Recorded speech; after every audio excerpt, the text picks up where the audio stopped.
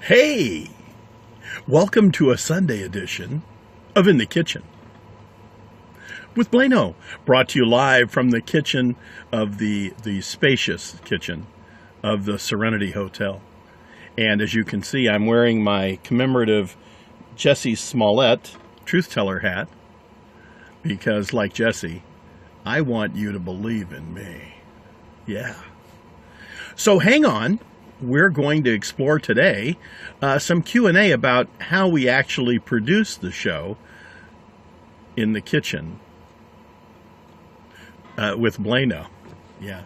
So, pardon me if my energy levels are up a little bit. I've been drinking keto coffee all morning, and now I'm like ketotonic. But this is going to be more fun than finding a shiny 2016 penny for good luck. Okay, let's get on with the show. First of all, I think it's important to note that, again, these are, believe it or not, safety glasses.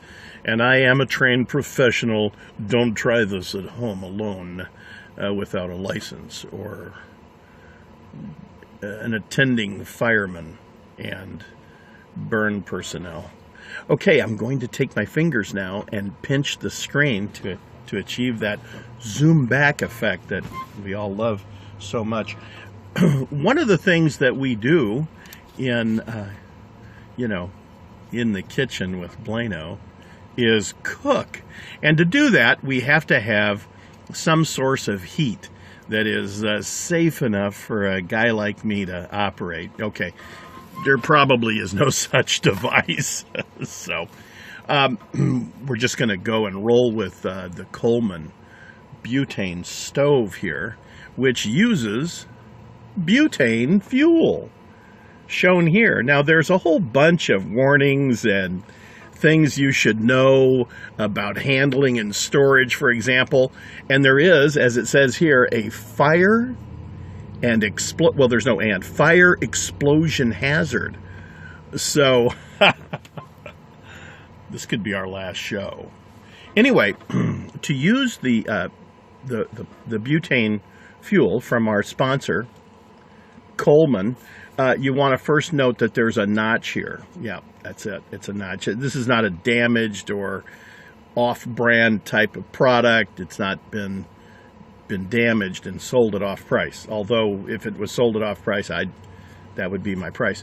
Anyway, the first step to cooking with the Coleman butane stove is to remove this red plastic cap, which comes off.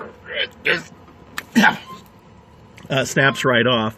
No problem there. You'll want to store that, because what you don't want to do is store your used butane fuel in the stove after use, because that's where the fire explosion hazard, could come into play. So don't do that. Okay, I am going to now have my camera person, which is a role I'm playing actually, pan the camera around to our beautiful Coleman. Is that that's not even in the frame. What kind of cameraman are you, pal? Okay, our beautiful Coleman butane stove. Now, if the stove was lit and I did that, I could be badly burned. Okay, you'll see this little door opens right here. Isn't that slick how that works? And then we put the butane fuel, that's what this is. This is butane fuel with a fire explosion hazard. We put that into the stove with the notch up so that it fits in under this little tab here.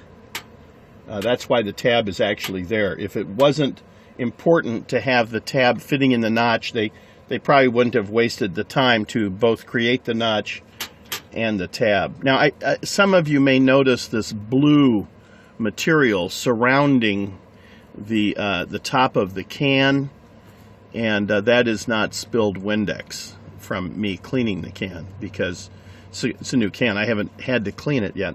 So anyway, that's there from them. Now there's a small orifice that you insert the can into, loose